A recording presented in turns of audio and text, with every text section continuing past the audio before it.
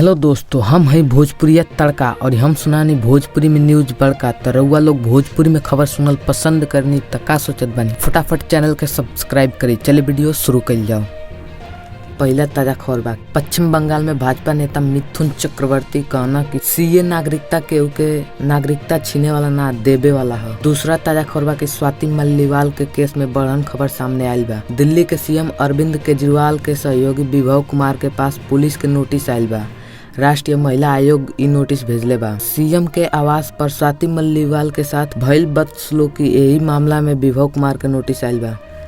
तीसरा ताजा खबर बा कि दिल्ली भाजपा अध्यक्ष वीरेंद्र सचदेवा कहना कि काल रात लखनऊ एयरपोर्ट पर अरविंद केजरीवाल, संजय सिंह और विभव के एक साथ देखल गईल। जौन आदमी के ऊपर स्वाति मल्लिवाल मारपीट के आरोप लागल बा उ केजरीवाल के साथ घूमत बा। आम आदमी पार्टी के असली चेहरा ही है।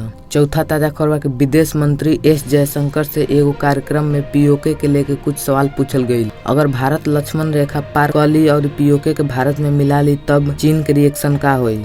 तब विदेश मंत्री एस जयशंकर कांग्रेस और देश के प्रथम प्रधानमंत्री पंडित जवाहरलाल नेहरू पर निशाना लगा के जवाब देना कि हम नहीं मानत कि लक्ष्मण रेखा जैसन कोनो रेखा बा। हम लागत बा कि पीओके भारत के हिस्सा है। ई केहू के कमजोरी के चलते हमनी से दूर बा।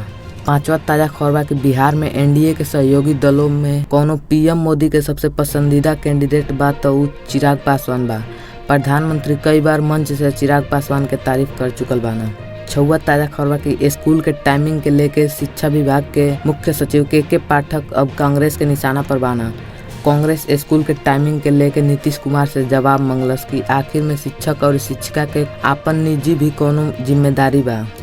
सातवां ताजा खबर बा कि सीएम आवास में मारपीट मामला के एफआईआर दर्ज करैले के बाद सांसद स्वाति मल्लिवाल दिल्ली के एम्स में पहुंचली और योजू मेडिकल करैली।